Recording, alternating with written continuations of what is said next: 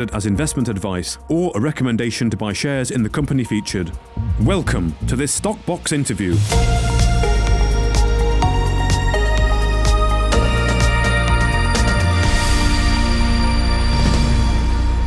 Joining me on Stockbox interview today is the CEO of Blencowe Resources, Mike Ralston. Hello, Mike. Hi, thank you very much for having me. No, it's great to have you on. How are you? All very good. I'm sitting over in Perth where we've gone into our first COVID lockdown today. So it's all a bit new for us, but obviously just making sure that everyone's okay. So yes, happy to chat to you and wishing everybody safety and hopefully everyone's all right. Well, you think Australia's been very, very good throughout this whole pandemic. And you're lucky that it's your first lockdown. The rest of the world's experiencing. It's remarkable, isn't it? Multiple Absolutely. ones. Yeah, but Australia handled it pretty well. But they're very strict, I think, as well, aren't they, over there? Yeah, they are, absolutely. And I think that's the way to go. And they caught it early and, sure. We've done all right. But good. Anyway. Okay. Well, yes, on to Blencowe and, of course, the Graphite Project. Now, I noticed that the company did two placings recently, one at 6p for 300,000, which I believe about 75,000 came from directors directly. And then recently, 500,000 at 8p. So two placings quite close together, but of course at better share prices. And I did note in the latest RNS that the chairman, that's Cameron Pearce, he said that there's a paradigm shift occurring in the worldwide battery metals market. Blencowe Resources currently holds one of the largest graphite deposits in the world, and approximately 50% of the weight in each and every lithium-ion battery is graphite. So can you start by just talking to us a little bit about the project that you have, that's the Orom-Cross Project, and the placings? What was the rationale behind them, and how does that set you up going forward? Okay, the Orom-Cross project is, as you say, one of the largest graphite projects anywhere. Estimated between 2 to 3 billion tons of graphite, a lot of it very near to the surface. Mm-hmm. We acquired the project in April 2020, and we set about drilling a 2,000-meter diamond drilling program in order to put together a first 10 years worth of indicated resource for our feasibility study that we're going to do later on this year. So it's a great project. It's got plenty of upside potential. Once we did this drilling, we realized that we'd only drilled out about 0.5% of what's there. So there's huge upside potential available. But like all projects, you've got to carve out a portion, and you can keep drilling forever if you want to on this particular project. But we decided to carve out the first 10 years worth of anticipated mine life.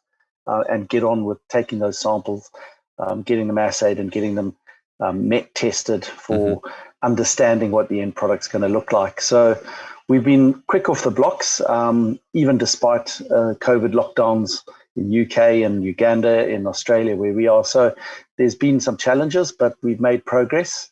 And I think everything that we've seen so far is underlining what we knew in the first place, and that is Orom-Cross is an exceptional graphite project. So that's the project itself. I can go into more detail later. In terms of your second part of your question about the capital raising, we as directors felt that we needed a little bit more money, and we decided we'd put in some money. I think the two directors exercised some warrants, but we were asked to by the brokers to present a show of faith, and we're very happy to do that. So we put in some money in December. Everything took a turn in terms of the upswing over the Christmas period, I guess, or December, Christmas, around then. There's been a huge amount of publicity around Tesla and what it's done in the market. Elon Musk, I suspect, is in the news every day. And the whole battery metals and electric vehicles phenomenon is gaining a lot of support and a lot of publicity. So with that, we got a new broker, First Equity, coming on board to support us, and they wanted to do a new capital raise as part of that entry. And so we asked them if they'd help us to raise a little bit more money, which is what we did at a slightly higher price due to the fact that the market was reacting to the the support that I suppose is going along for each and every electric vehicle related resource company worldwide. So we're enjoying that. It's been obviously something that we've been very aware of for a long time. We like to pick counter-cyclical projects because we believe that you can bring them into your company at a lower price, which doesn't mean that you're giving away all the upside at the beginning. So we brought in Orom-Cross for a total sum of £2 million paid in shares. And we think that it's got huge potential in terms of what it will ultimately deliver in terms of value and ultimately in terms of product. And it's our job to put enough money in the company to obviously continue to develop the project. And so, but not to put so much in that we dilute all our shareholders at the same time. So it's about finding the happy medium and finding the balance. And that's what we've been doing all along and will continue going forward. Okay, fantastic. And is it true then that 50% of the weight in each lithium-ion battery is indeed graphite? And if so, is that going to be your target market? How do you leverage into that? Well, it's approximately 50%. I think all cars are slightly different, all batteries for those cars. I think a Tesla on average is about 70 kgs of graphite, but the smaller vehicles are about 40 to 50 kgs of graphite in the lithium-ion battery. So if you start to extrapolate the numbers that are being forecast for EVs going forward, that starts to get you wondering as to how many tons of graphite are going to be required. For example, around today, there's about 10 million EVs in the market, and they're estimating that moving up to around somewhere between 150 million to 600 million based on the low side and the upside of the range by 2030. So there's going to be a large growth in that market. Obviously, all of those vehicles are going to require batteries. And as we said, approximately 50 kgs in each battery is graphite. So that's an interesting growth. And it's not the only growth area. I mean, the graphite in the batteries are used for other renewable energy sources in terms of solar energy. Cell phones even use them. So there's plenty of other usages as well. But the EV market is the one that's really grabbing all the attention, and for the reasons I've just mentioned. So we're leveraged into that to the extent that growing with the EV market is everything associated with developing batteries for it, lithium, nickel, and graphite. And as we see this extrapolated exponential growth happening over the next 5 to 10 years, we believe it's a very good time to be bringing a high quality graphite project into production.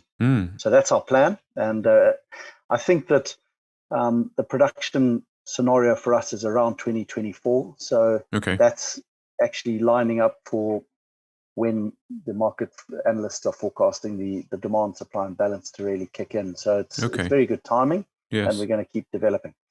Okay, and how is the graphite market growing, like on an annual basis at the moment?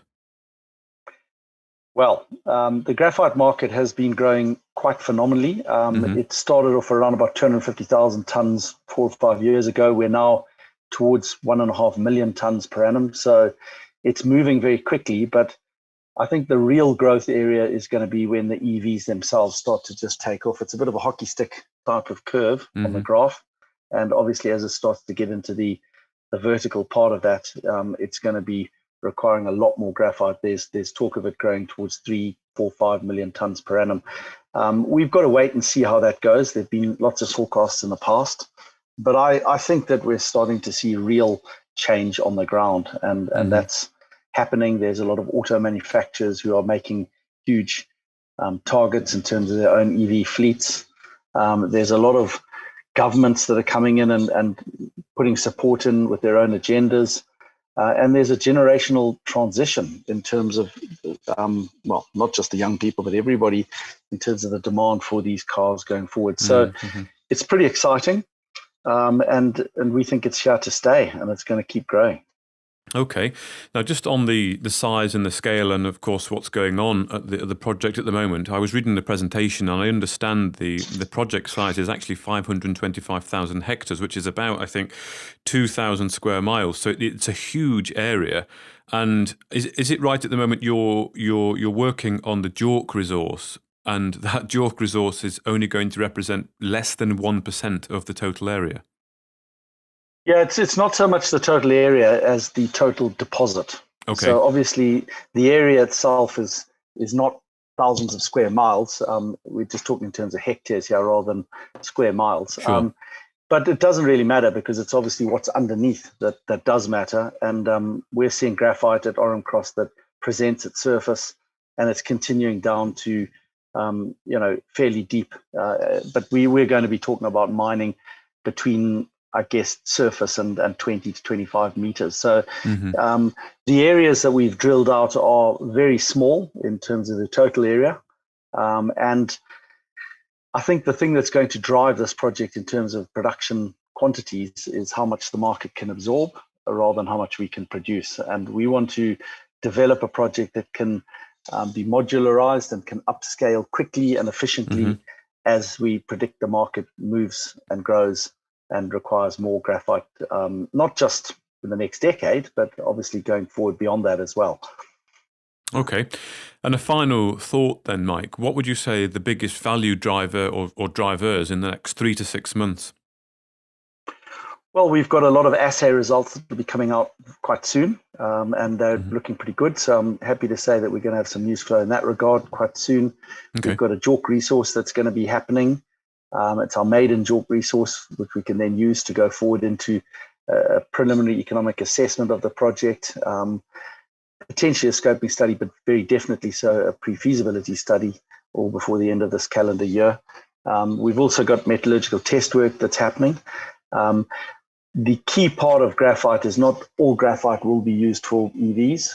It's got to be of a specific quality, of a specific type, and make sure that it has no impurities, etc. So understanding your met test work and understanding your product is vital, and we're undergoing that work at the moment. Again, it seems to be going pretty well, so we're confident, but we will have the results of that to show going forward also. So there's JORC, met test work, economic assessments, feasibility study, all happening as we go forward.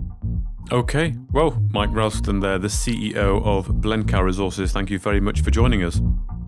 Thank you very much. Thank you. Thank you for listening to this Stockbox interview.